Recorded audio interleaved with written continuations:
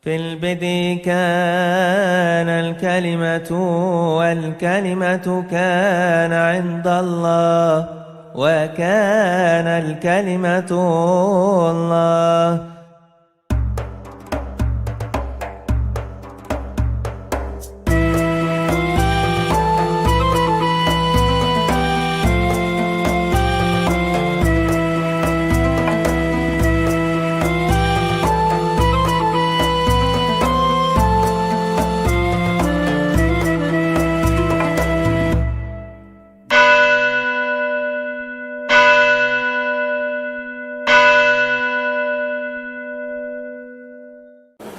Jadi Bapak Ibu, seperti yang tadi sudah dijelaskan ya, sebetulnya seluruh kompleks ini disebut Haram Asy-Syarif oleh orang Arab.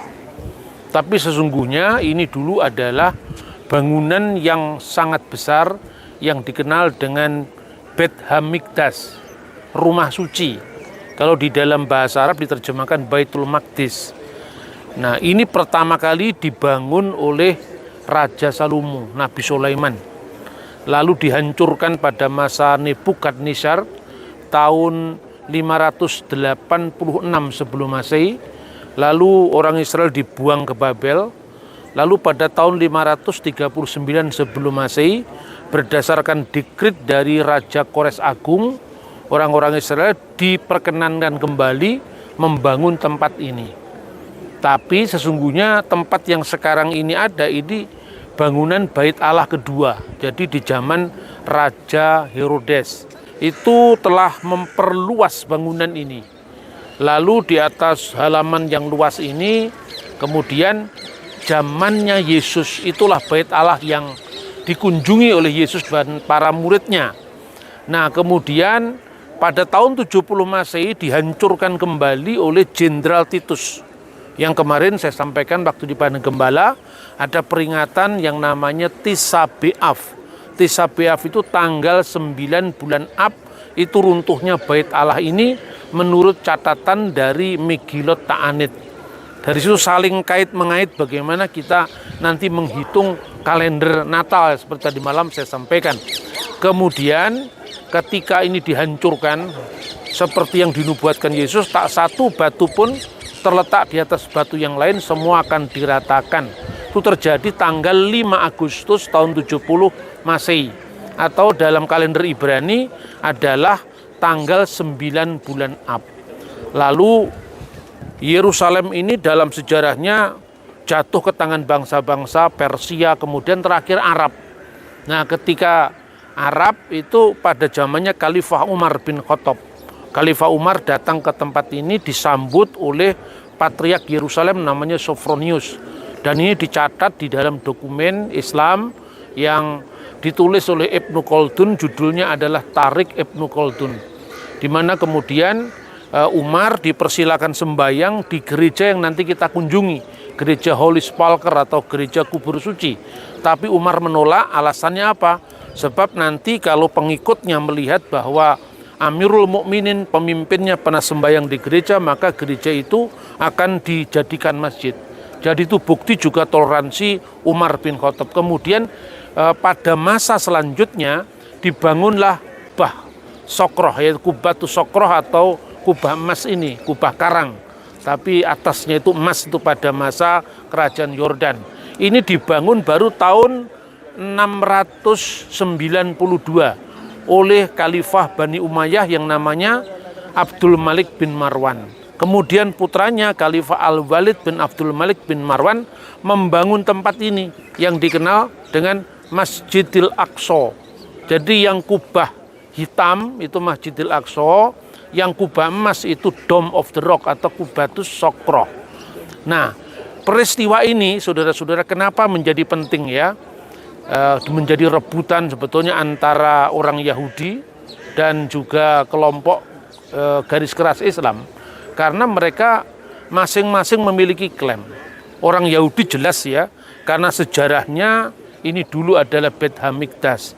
Tetapi kemudian orang Islam sejak zamannya Umar, kemudian Abdul Malik bin Marwan, Al-Walid bin Abdul Malik bin Marwan menjadi masjid.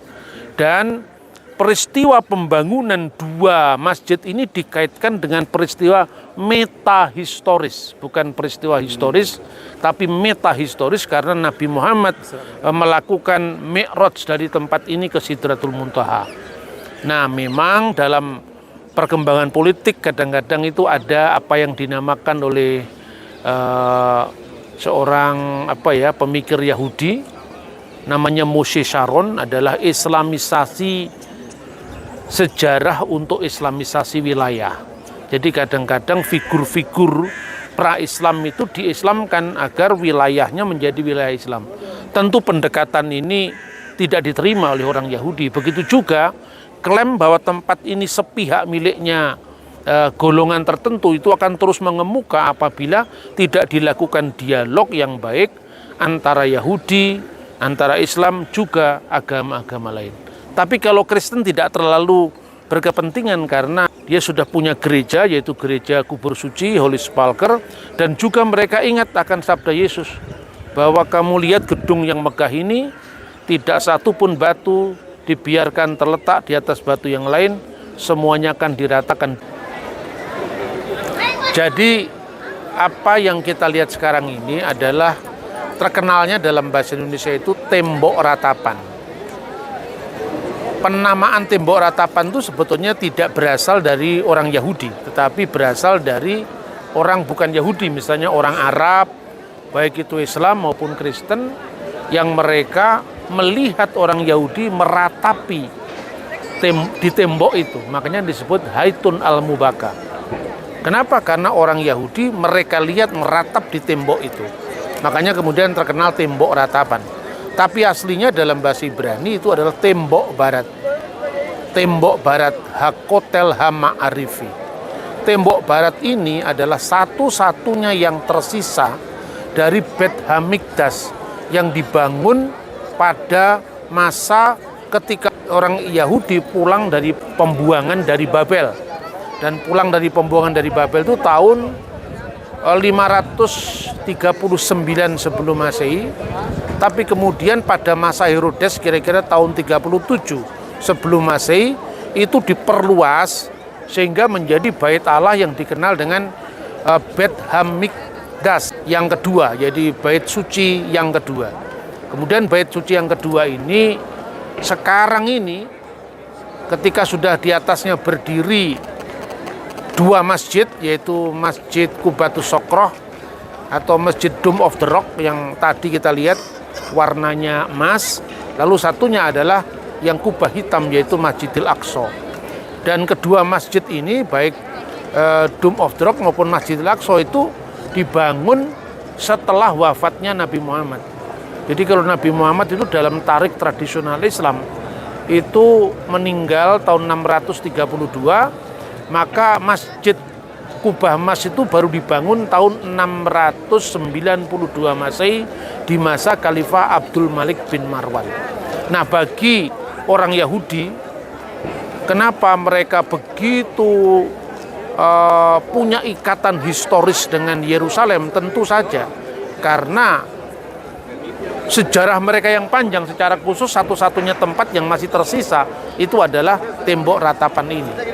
Emosi yang seperti itu mungkin tidak dirasakan oleh orang Kristen, karena bagi orang Kristen mereka telah menapaki era yang baru, era perjanjian baru, di mana bait suci itu tidak menjadi yang sentral lagi dalam iman mereka. Sekalipun yang namanya orang-orang Kristiani itu kan sebetulnya mula-mula adalah orang Yahudi. Nah, orang Yahudi itu ada yang berasal dari aliran Saduki, ada aliran Eseni yang sudah kita pelajari ketika kita mengunjungi Wadi Qumran, dan ada orang Parisi.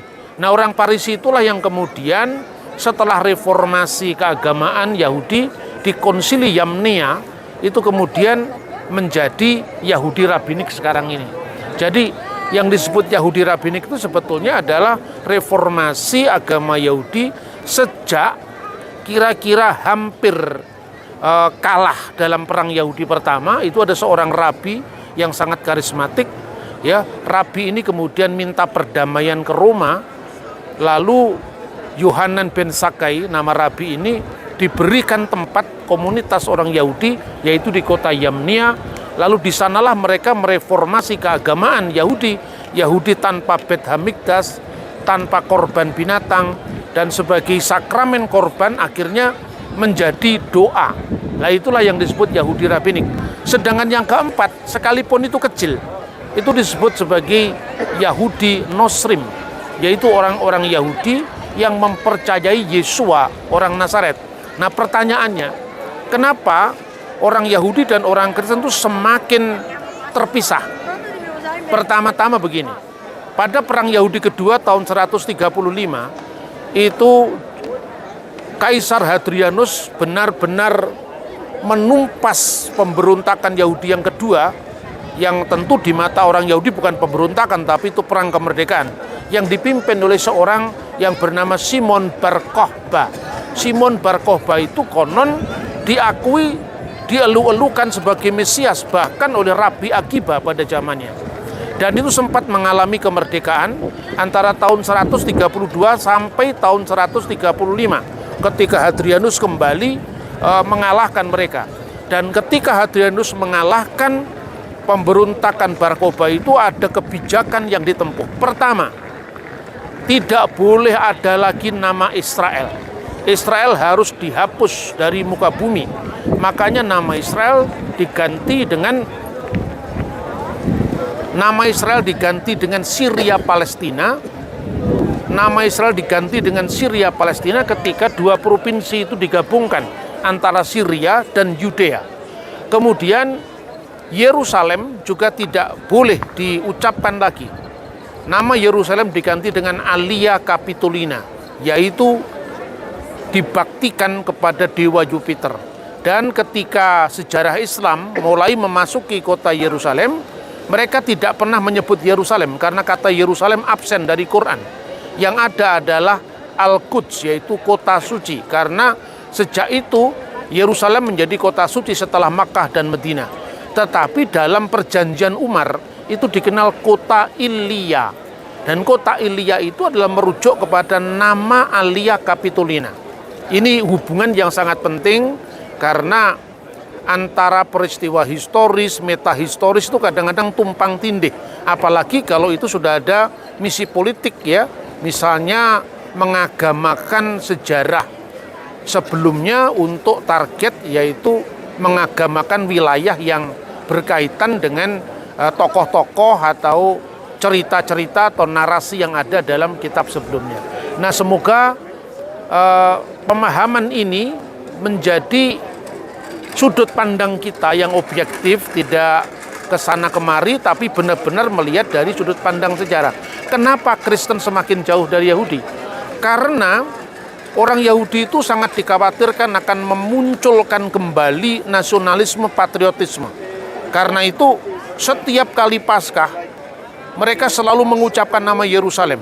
Mereka mengucapkan Lisana Haba'ah Yerusalem ketika mereka ada di Irak, mereka ada di Eropa, mereka ada di Eropa Timur. Yerusalem itu seperti magnet yang membawa mereka ke tanah suci. Tapi tahun depan tiba, mereka masih ada di Irak, mereka masih ada di Eropa. Tahun depannya lagi mereka mengucapkan Lisana Haba'ah Yerusalem. Terus sampai 2000 tahun, 1948 baru muncul negara Israel modern. Dan ketika setelah pemberontakan Bar Kokhba itu dipadamkan, orang-orang Yahudi, baik itu yang percaya Yesua maupun yang tidak percaya Yesua, tidak boleh lagi tinggal di kota suci Yerusalem. Tetapi orang-orang Kristen bukan Yahudi boleh tinggal di kota suci Yerusalem. Makanya yang disebut gereja Yerusalem atau Patriark Yerusalem itu nanti akhirnya menjadi Patriark Yunani yang ada di Yerusalem. Itulah sebabnya maka hubungan antara Yahudi dan Kristen itu semakin terpisah dan memerlukan lebih lagi keseriusan, baik dialog teologis, dialog sejarah, dialog peradaban yang bisa menyatukan kembali putra-putra Abraham ini. Nanti akhirnya akan kembali ke kemah Abraham yang satu, karena Bapa kita adalah satu, termasuk dengan saudara-saudara kita orang-orang Arab. Nah, kiranya refleksi dari tembok ratapan ini semakin mencerahkan kita untuk kita menentukan posisi yang tepat dalam hubungan lintas agama, secara khusus di tanah air kita tercinta Indonesia. Tuhan memberkati.